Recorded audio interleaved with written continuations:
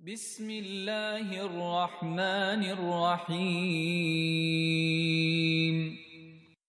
والسلام على أشرف الأنبياء والمرسلين سيدنا ونبينا محمد وعلى آله وصحبه أجمعين ومن تبعهم بإحسان إلى يوم الدين. أما بعد، فأعوذ بالله من الشيطان الرجيم. بسم الله الرحمن الرحيم. وأيوب إذ نادى ربه أني مسني الضر وأنت أرحم الراحمين فاستجبنا له فكشفنا ما به من ضر وآتيناه أهله ومثلهم معهم رحمة من عندنا وذكرى للعابدين. صدق الله العظيم.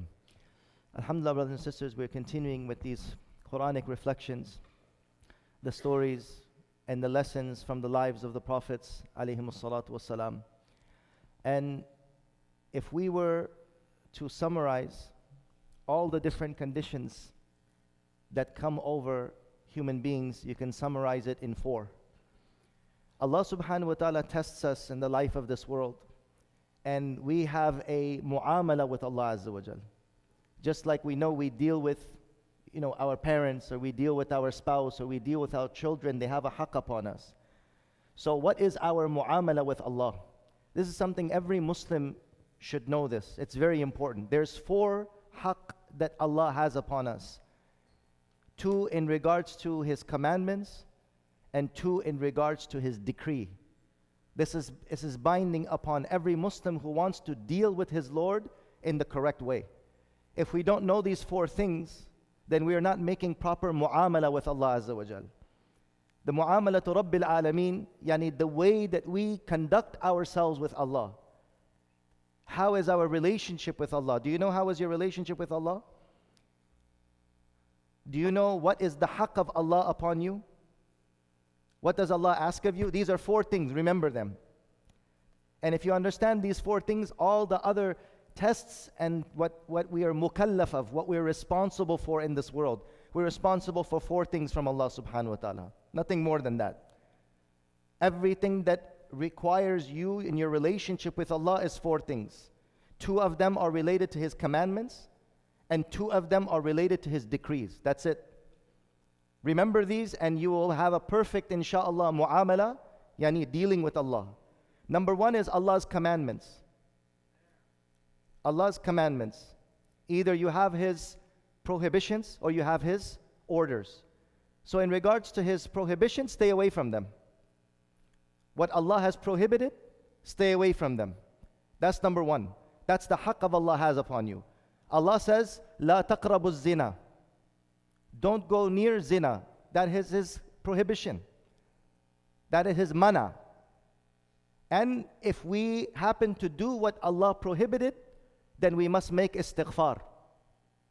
Do you understand that? So we're talking about the 4 things. 2 that relates to His commands, 2 that relates to His decree. I'll get to that. Number 1, in regards to His command, what we must stay away from. Allah has prohibited certain things, and you must stay away from that. And when you stay away from it, Allah will reward you. Allah will bless you. Allah will grant you Jannah. وَأَمَّا مَنْ خَافَ مَقَامَ رَبِّهِ وَنَهَى النَّفْسَ عَنِ الْهَوَىٰ فَإِنَّ الْجَنَّةَ هِيَ الْمَأْوَىٰ. As for the one who he guards himself from his temptations and his desires, and he fears the standing before his Lord, paradise will be his place. So that's mu'amala number 1. What Allah prohibited you, stay away from what He prohibited you. And if you do what He has prohibited, and you fall into that sin, then you must make istighfar. And if you stay away from what He prohibited, then Allah will reward you. Does that make sense? That's number 1. Number 2 is fi'lul ma'murat. Tarkul manhiyat. Number 2, fi'lul ma'murat. So to stay away from what Allah has prohibited, and if you stay away, Allah will reward you, and if you do it, you must make istighfar. And number 2, fi'lul ma'murat. What He commanded you. Allah Ta'ala says, Aqimus salata wa atuz zakah. What are we mukallaf of when Allah says, Aqimus salata wa atuz zakah? You have to fulfill that. You must do that. And if you don't do it, you must make it up. You make istighfar and you must make it up. So these are the 2 things that refer to Allah's commands. Is that clear? This is our mu'amala with Allah. Every Muslim must know the 4 necessary things of our mu'amala with Allah, our dealing with Allah, what we are mukallaf of. Either it is His prohibition that you must stay away from, either it is His commandment which you must do. That was His fi'lul ma'murat and tarkul manhiyat, to stay away from what He prohibited and to do what He has commanded. If you don't do what He if you do what He prohibited, you must make istighfar. And if you don't do what He commanded, you must make it up and ask Allah Ta'ala's forgiveness and make amends and fulfill it. These are the first 2. Then the second 2 is regarding Allah's decrees. What does that mean? Allah has sometimes decreed for you health and wealth. And Allah has decreed for you sometimes sickness and poverty and misfortune. These are the 2 conditions that human beings are in this world.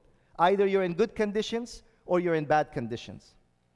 The good conditions, it requires you that you have to be shakir and you have to do shukr. And the bad conditions, they require you to do sabr, patience. These are the 4 requirements of our mu'amala with Allah. I'm going to mention it again. Every Muslim should know this. If you don't know this, then you will be ignorant of what is the haqq of Allah Azza wa Jalla upon you. The entire deen falls under these 4 categories. Nothing more, nothing less. Fi'lul ma'murat, ta'rkul manhiyat, sabr and shukr. This covers everything in your relationship with Allah Ta'ala. Allah commanded you to do good or commanded you for certain orders. Allah has ordered us, right? فَمَنْ شَهِدَ مِنْكُمُ الشَّهْرَ فَلْيَصُمْ. Anyone who witnesses the month of Ramadan, fast it. If you don't fast it, you have to make it up. If you don't make it up, you have to make istighfar, you have to make tawbah. Or you have to give kafara, or you have to give fidya. All of that is explained in the books of fiqh. So there's the fi'lul ma'murat, to do what He commanded, the tarkul manhiyat, to stay away from what He prohibited, and to be grateful when He has given blessings, and to be patient when He has given tribulation. These are the 4 things of our mu'amala with Allah Azza wa Jal. If we fulfill this, we have fulfilled our responsibility towards Allah. And if we have wasted this, then we have to make it up with istighfar and then doing what it demands of us. With that being said, all of the Anbiya alayhimus salam, we're coming back now to the stories of the prophets. Every single prophet, they showed us with their example these 4 things. They showed us with their example these 4 things that Allah subhanahu wa ta'ala mentions, that وَكَانَ يَأْمُرُ أَهْلَهُ بِالصَّلَاةِ وَالزَّكَاةِ مَا دُمْتُ حَيًّا. Right? All of the examples of that. كَانُوا يَدْعُونَنَا رَغَبًا وَرَهَبًا وَكَانُوا لَنَا خَاشِعِينَ. All of the Anbiya, they did the fi'lul ma'murat and the tarkul manhiyat and sabr and shukr. Their whole lives was the embodiment of these 4 things. And every single one of them had one quality in particular. And all of these things require one quality, and that quality, it encompasses every single thing else in this deen, and that is sabr.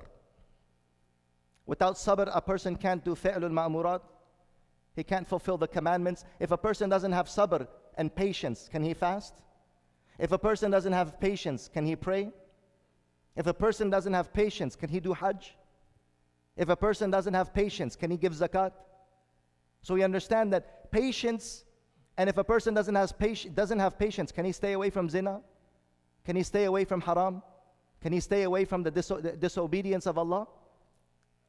If a person doesn't have patience, can he do shukr? Even to do shukr, even to be thankful to Allah, it requires a certain amount of patience. It's an act of the heart. You have to be active. You have to be grateful. You have to express yourself to Allah subhanahu wa ta'ala. You have to lower yourself in humility and in gratitude to Allah Azza wa Jal. Gratitude is a condition of the heart by which a person attests to the bounties of Allah Azza wa Jal. It requires a tremendous amount of energy. a tremendous amount of patience. Lazy people are the ones who don't want to be grateful. They don't want to share. They don't want to express themselves. They don't want to show their gratitude. They want to take credit for it themselves. So with that being said, the embodiment of all of these four was Sayyidina Ayub alayhi salam. Allah subhanahu wa ta'ala had blessed Ayub alayhi salam, and I'm just reading from most of the talks is Qasasul Anbiya of Shaykh Al-Imam Ibn Kathir rahimahullah ta'ala, Sahib al-Tafsir. Imam Ibn Kathir rahimahullah mentions that كان له أولاد وأهلون كثير, that Allah subhanahu wa ta'ala had given him many children and many servants. وكان أيوب رجلا كثير المال من سائر صنوفه وأنواعه من الأنعام والعبيد والمواشي والأراضي المتسعة بأرض الثنية من أرض حوران. He was in the land of Sham, in the land of Hawran, which is near Sham, in present day what we would call that area of Syria, Jordan, Levant. And Allah subhanahu wa ta'ala had given him all the different types of wealth. He had lands, he had gardens, he had animals, he had livestock, he had sheep and goats and camels and cows and everything that you can imagine. And he had children and slaves and servants and every single thing that you can imagine. And on top of that, he was a Nabi of Allah, fulfilling the commandments of Allah, preaching to his people about the oneness of Allah, and also being with his, establishing the deen amongst his family. And Allah subhanahu wa ta'ala, after what they say 70 years of these good conditions, Allah subhanahu wa ta'ala wanted to test him. وَابْتَلَى فِي جَسَدِهِ بِأَنْوَاءٍ مِّنَ الْبَلَاءِ.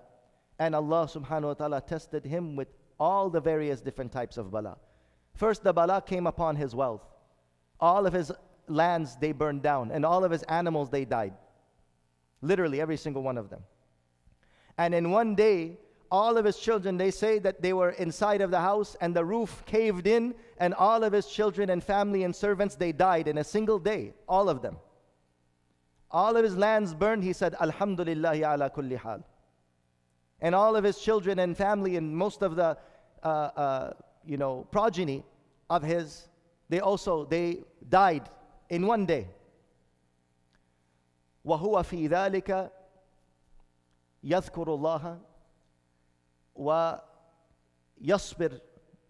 لِلَّهِ سُبْحَانَهُ وَتَعَالَى مُحْتَسِبٌ. And it says, after this, that he was tested in all of this wealth, right? He was tested in his body. And there was not a single aspect of the life of Ayub except that it was affected. What do we have? We have family, we have children, we have wealth, we have all of these are the different bounties. In every bounty, in his children, Allah took it away from him. In his family, Allah took it away from him. In the people that he knew, Allah took away his community as well. Actually, his community took him away. Because when he became sick, Allah subhanahu wa ta'ala tested him in all these various different types of what we call outside blessings. Because a person's wealth is not you. If your wealth is gone, you still have your body. If your wealth is gone, you still have your eyes and your ears and your limbs. Right? Allah subhanahu wa ta'ala took away all of those things that was other than him. And then when he was still patient, Allah subhanahu wa ta'ala then tested him in his own body.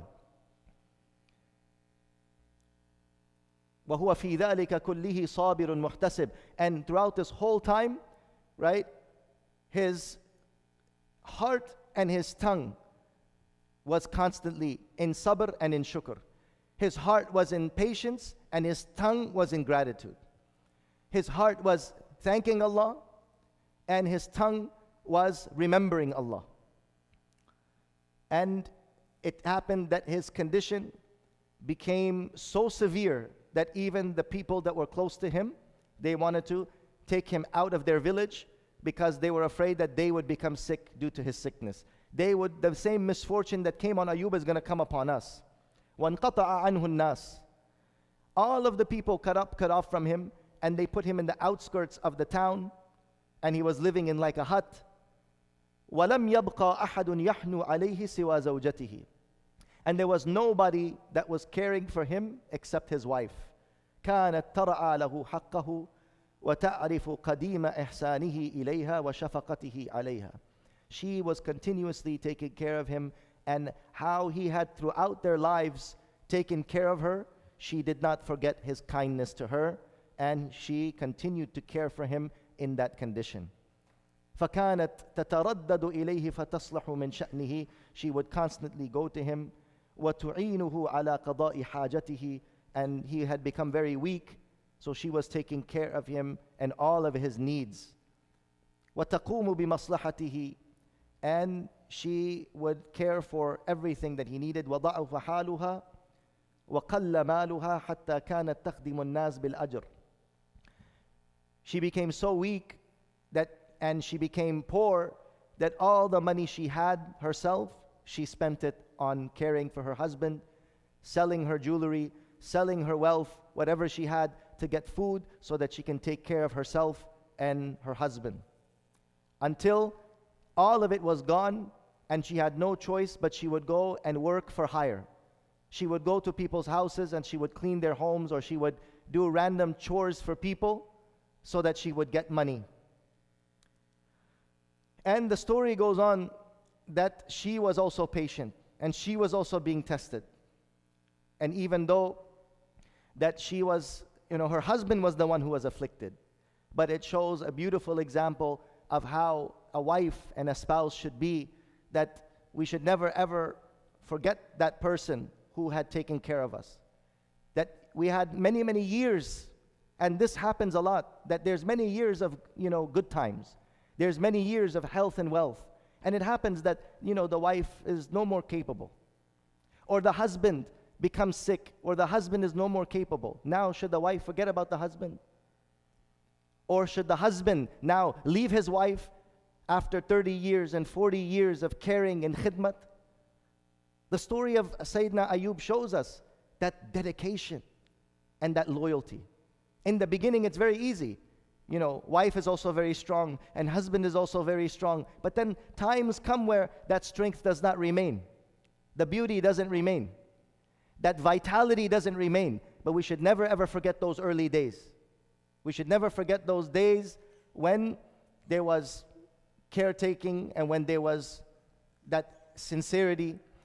And Allah subhanahu wa ta'ala mentions, وَجَعَلَ بَيْنَكُمْ مَوَدَّةً وَرَحْمَةً. Allah put love and Allah put mercy. The love is in the beginning. The love is more intense and the passion is more intense in the beginning. But later, after the many years pass, then the mercy becomes more. Near the end, the mercy becomes more. The mercy should kick in near the end of the life, where, okay, that passion might not be there anymore as it was in the beginning. But the mercy and the compassion should be there. Then the Mufassirin, they continue that it lasted. Some people say it lasted for 3 years, right? There's many different statements. How long did the sickness last? Some say that it lasted for 3 years. لا تزيد ولا تنقص. Anas ibn Malik radiallahu anhu says, "Ubtuliya sab'a sinina wa ashhuran." This is the most balanced view, that 7 years and some months it lasted. وَأُلْقِيَ عَلَى مَزْبَلَةٍ لِبَنِي إِسْرَائِيلَ تَخْتَلِفُ. And they said that he was thrown out into that place where there was no people there, deserted, in the deserted place. He was left. And others say 18 years his sickness remained. And others say different things. One very important point to understand is that some of the Mufassirin and some people, they narrate these Israeliyat. And it's very important for those who are studying the books of tafsir to be very careful with Israeliyat. The Prophet ﷺ said, we take حَدِّثُوا عَنْ بَنِي إِسْرَائِيلَ وَلَا حَرَجٍ. Take from the riwayat, yani the Israeli narrations, meaning that which is mentioned in the scriptures, in the Torah and in the Injil before. Take from them وَلَا حَرَجٍ. But remember one usul, that it should not go against any of the principles of Sharia and any of the principles of our belief regarding prophets. What is our belief regarding the prophets? Number one, the prophets were ma'asum. Ma'asum means the prophets were saved and protected from sins. The prophets cannot commit major sins. If you read the Bible, in the Bible it says the worst things about the prophets. In the Bible, the prophets, they committed zina, they committed adultery, they did idol worship. In the Bible it says Dawood alayhi salam was worshipping idols. Sulaiman alayhi salam was doing jadoo, black magic. And Sayyidina Nuh alayhi salam, even he committed zina and incest. All of these type of things. This is not acceptable. And some of these narrations have come into the Islamic texts because they're narrating from those texts. And remember, that which is, it's unacceptable and distasteful. And some of the things that's mentioned about Ayub alayhi salam, it is not acceptable to narrate those narrations. Such as that his whole body was covered with worms. And insects and animals were like crawling all over his body, and they had thrown him in the garbage dump. These are the types of things that are being mentioned. And the Mufassirin and the ulama mention that this is not appropriate for the maqam of the prophets. The Quran doesn't mention any of that. This much we know, that Sayyidina Ayub became very sick. And that's enough. There is no need to go into these distasteful details, which actually goes against the shan and the status of the Anbiya alayhimus salam. So we should be careful that, or the prophets, they do not lie. The prophets do not commit sin, right? The prophets do not, do treachery or not convey the message of Allah subhanahu wa ta'ala, right? The prophets cannot be disloyal. The prophets cannot be ugly. So if there's like ugliness or, anything that your human nature would become, how do you say? You would make nafra. You would have a dislike for that. Then the Anbiya alayhimus salam were distant from that. It cannot be that Allah subhanahu wa ta'ala would disgrace and humiliate His prophets. Yes, they can be persecuted. The prophets were martyred. The prophets were persecuted. The prophets were stoned. This much we know. But it's not that to the extent that we mention something like filthy things or dirty things about the Anbiya alayhimus salam, and that is something very important. That's why I'm not even going to mention some of the unusual things that's mentioned, and all of this is taken from the Israeliyat and the people of the scriptures before. The authentic narrations, they say that one day when Sayyidina Ayub's wife, she was taking care of him, she said, فَلَمَّا طَالَ عَلَيْهَا, when it became a very, very long, many years, she's taking care of him like this. And Ayub alayhi salam is saying nothing but shukr of Allah and sabr. Shukr on his tongue and sabr in his heart. Many years passed, and his wife is taking care of him sincerely.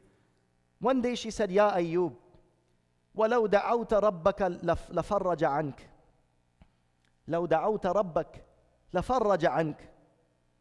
Oh Ayub, you still have not made dua to Allah. If you just make dua to Allah, Allah will remove this from you.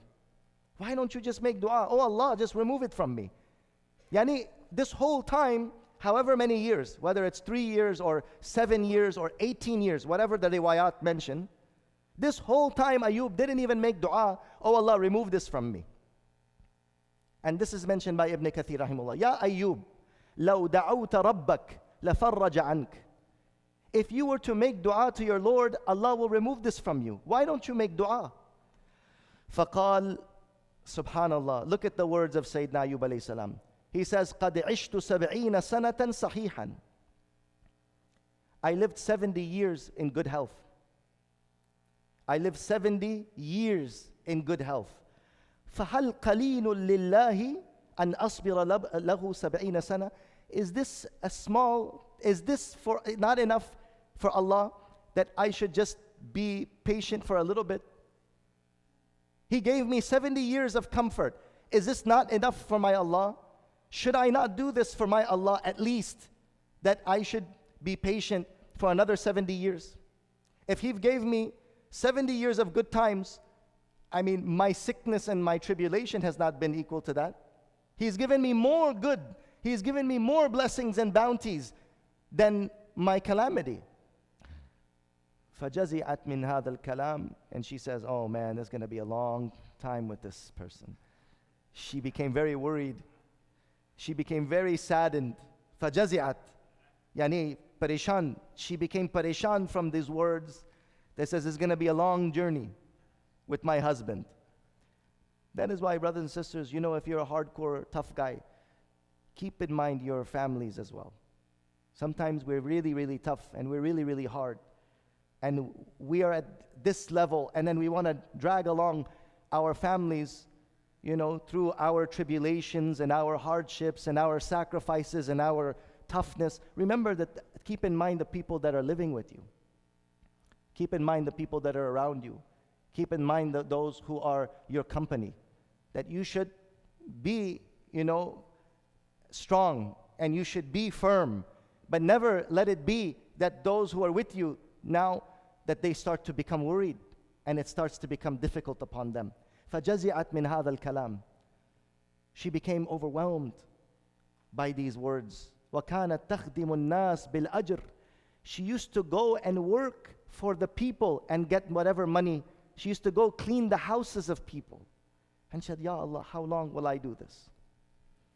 وَتُطْعِمُ أَيُّوبَ عَلَيْهِ السَّلَامِ. And with that money she would feed her husband. ثُمَّ إِنَّ النَّاسَ لَمْ يَكُونُوا يَسْتَخْدِمُونَهَا لِعِلْمِهِمْ أَنَّهَا إِمْرَأَةُ أَيُّوبَ. And then it became worse. The people would not hire her because they knew she's the wife of Ayub. And she said, these people, they might give us some sickness. They're contagious. And they would not take work from her. خَوْفًا أَنْ يَنَالُهُمْ مِنْ بَلَائِهِ أَوْ تَعْدِيَهُمْ بِمُخَالَطَتِهِ. They were afraid that maybe she's going to pass on this sickness to them.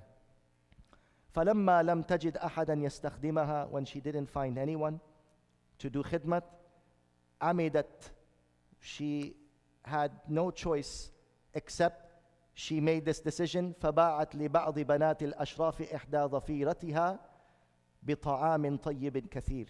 And in the olden days, the women had the long braids.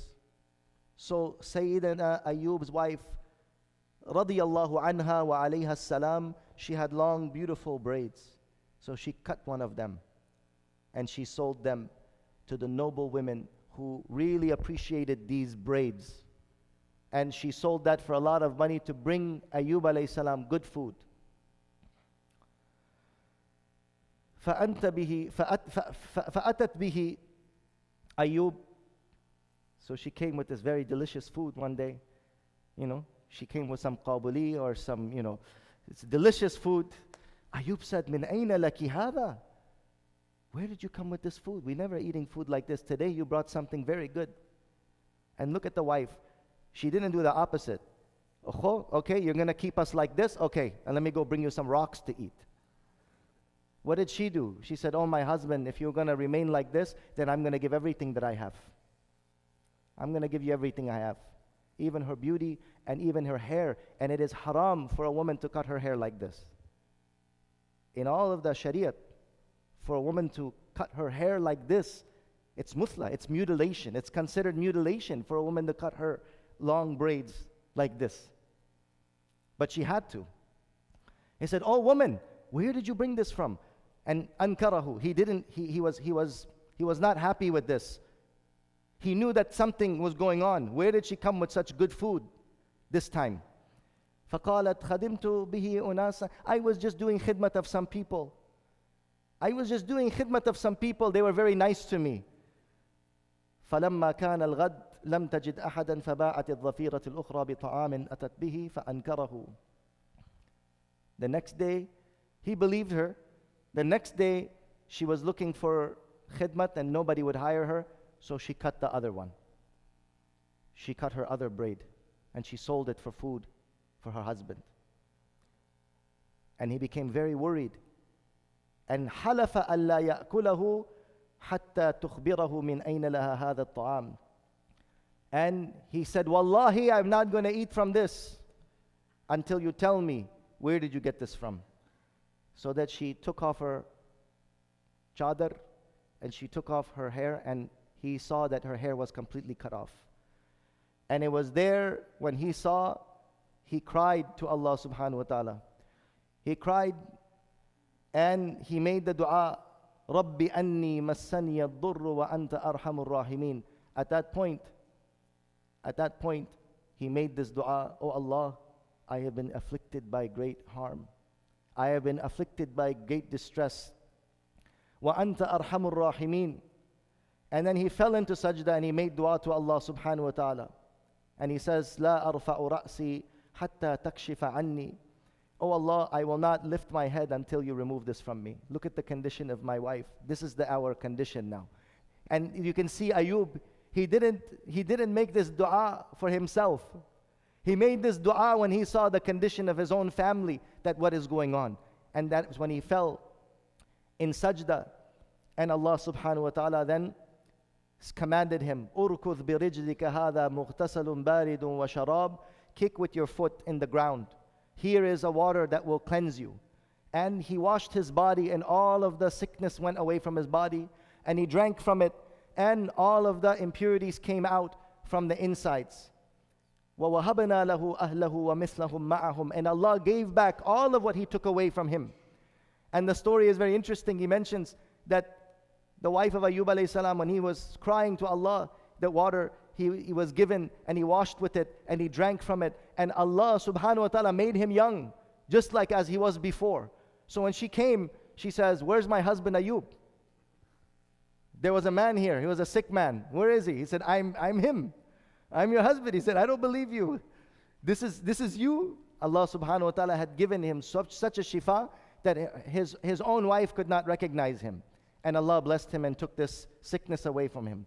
And then Allah Azza wa Jalla, because he had taken a qasam, wallahi, he said, "I'm going to strike you 100 lashes to do this."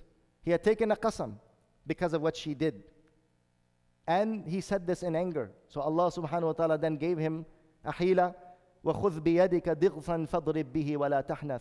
And take a bundle of sticks and tap your wife one time. Put 100 sticks, because he says, "I'm going to give 100 lashes.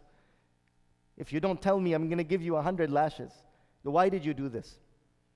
So Allah subhanahu wa ta'ala said, "Do not break your oath." Yani Allah subhanahu wa ta'ala wanted him to fulfill, because he took a qasam on Allah's name. He said, "By Allah, I'm going to do." And Allah didn't want him to break his oath. So he said, "Take 100 sticks and just tap her once." And he fulfilled his oath. Yani the mercy of Allah. "Inna wajadnahu sabiran." We found him to be most patient. "Ni'ma al-'abdu innahu awwab." How beautiful of a servant he was. Innahu awwab. He was the most penitent. From this story, brothers and sisters, so many things we learn. So many things we learn here. That the heart should always remain sabir and shakir, and the tongue should always be in the dhikr of Allah, and we should always, in every way that we can, to fulfill the commandments of Allah and to stay away from the prohibitions of Allah. Sayyidina Ayub alayhi salam was the embodiment of this. He was the embodiment of sabr and shukr. And he was the embodiment of the fulfillment of Allah's commandments. That when he took a qasam, then the demand of that qasam is you must fulfill it and not break it. Didn't we say that? Sabr, shukr, fi'lul ma'murat, tarkul manhiyat. All of it Allah subhanahu wa ta'ala embodied in Sayyidina Ayub. That he did what Allah commanded. He did what Allah commanded. Yani fulfill your vow. It is against the commandment of Allah that you say, "Wallahi, I will do this," and you don't do it. Allah did not want him to break that command. So he said, "Do this." So he fulfilled the command of Allah, and he stayed away from the prohibition of Allah, and he was sabir and he was shakir. In Ayub alayhi salam, we see the embodiment of husnul mu'amalati ma'Allah. Husnul mu'amala, the most perfect and beautiful mu'amala with Allah in every single manner. Whether it's a fi'lul ma'murat, or tarkul manhiyat, or sabr, or shukr. In every way. And for us, in this particular thing, he was the most beautiful example. May Allah Ta'ala give us tawfiq to understand and implement what has been said. Wa akhiru da'wana alhamdulillahi rabbil alameen.